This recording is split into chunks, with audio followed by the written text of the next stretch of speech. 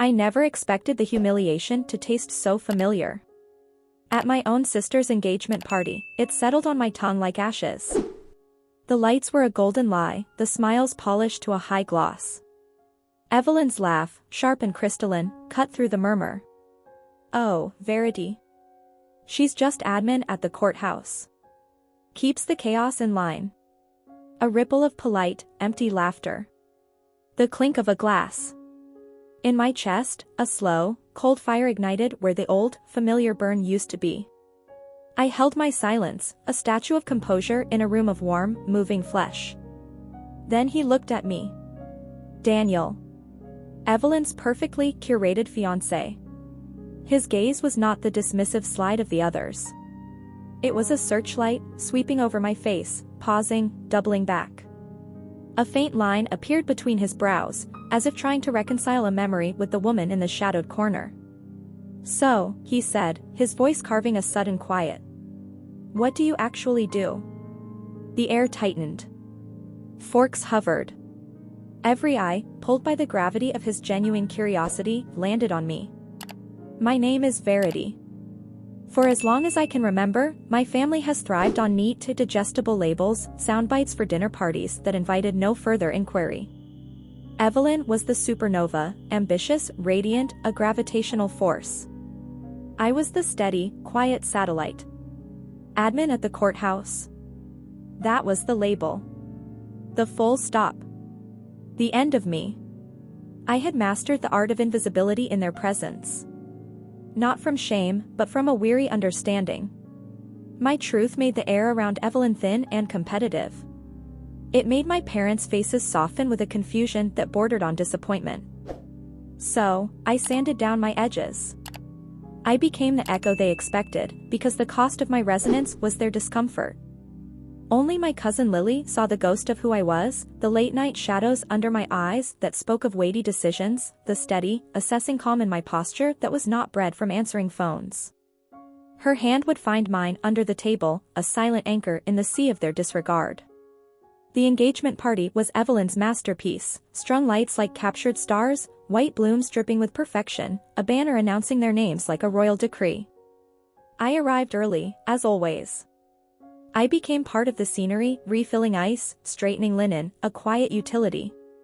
Evelyn's entrance was a coronation. Daniel moved beside her, a king consort, polished, assured. He listened, a skill I noted, one my family had never cultivated for me. When Evelyn pulled me into her orbit for introduction, her arm was a velvet chain. This is my sister, Verity. She works at the courthouse, just admin answers phones, you know. The patronizing chuckle.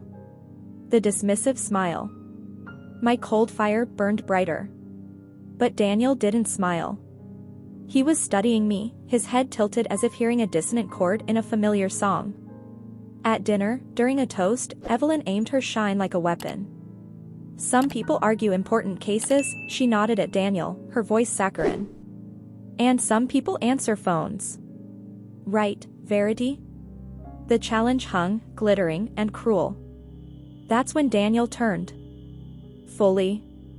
His entire attention, a tangible force, settled on me. The room stilled. Wait, he said, the word deliberate. Verity. What exactly do you do at the courthouse? The silence was absolute.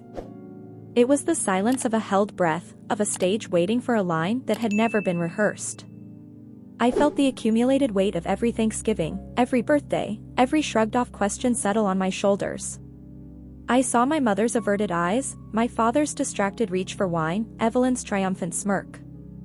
In that suspended moment, a clarity, fierce and pure, washed over me. This wasn't about revelation. It was about reclamation. I looked at Daniel, then at my parents, finally at Evelyn. I did not smile. I did not soften. I set my glass down with a single, definitive click. I said one word. Judge. It did not explode. It imploded. The sound sucked the oxygen from the patio. My mother's face went parchment white, her mouth a perfect, silent O. My father's hand froze mid-reach, his knuckles bleaching around his stemware. Evelyn barked a laugh, brittle as ice. Oh, very funny. I kept my eyes locked on Daniel. His expression shifted, confusion evaporating into stunned, absolute recognition. He leaned back, a slow, conceding motion. Judge, he echoed, the word a key turning in a lock. Verity Cole. The downtown courthouse. He looked at Evelyn, then back at me, his voice low with awe. You presided over my corporate dispute last year. I stood before you for 3 days. He gave a slow, respectful shake of his head. You were formidable. I remember thinking I'd never seen anyone listen with such devastating focus. The truth, now voiced by him, became a solid, immovable object in the room. What? Evelyn whispered, the sound scraped raw. 3 years, I said, my voice even, a calm lake after a storm. I've been a judge for 3 years. My father found his voice, choked with disbelief. Why didn't you tell us? I did, I replied, the words clean and sharp. At the beginning. I said I was assisting with proceedings. You heard assistant. No one ever asked again. The devastation was in the dawning, not in the shout. It was in the slow-motion collapse of their assumptions. They hadn't been lied to, they had been willingly, comfortably blind. Evelyn shot to her feet, her chair screeching against stone. You did this on purpose. You waited for my night to humiliate me. You humiliated yourself, I said, the cold fire now a steady, radiant flame. I simply answered a question you never thought to ask. She turned to Daniel, her eyes desperate. You're supposed to be on my side. I'm on the side of the truth, he said quietly, and the regret in his voice was for her, but the respect in his eyes was for me. And the truth is, I've been in your sister's courtroom. I've witnessed her power. And I let you reduce her to a punchline. He stood. I need to speak with you. After they left, the quiet was profound. My grandmother reached across, her papery hand covering mine. I always saw the steel in you, child, she murmured. I was waiting for you to unsheath it. My mother finally looked at me, truly looked, her eyes swimming with a painful, new sight. Why didn't you make us see? Because, I said, the final, simple truth leaving me light, you never looked. The fallout was not an earthquake, but a tectonic shift, slow, deep, rearranging the landscape of us forever. Daniel came to my apartment the next day, bearing no excuses, only the weary honesty of a man who had seen a foundation crack. I can't unsee it, he said. The dynamic. The erasure. When Evelyn came, days later, it was without armor. The supernova was dimmed, leaving just a woman, frightened and ordinary. I was afraid, she confessed, the words a bare, trembling thing. If you were that, then what was I? We are not in competition, I told her, and for the first time, I think she believed it. We never were.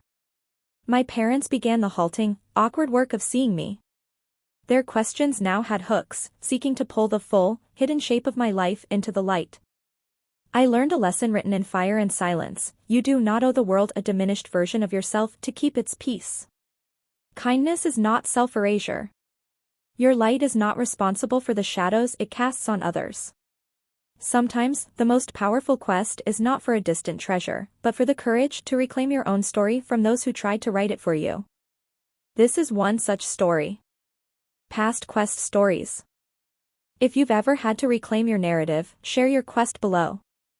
If this resonated, subscribe for more journeys back to the self.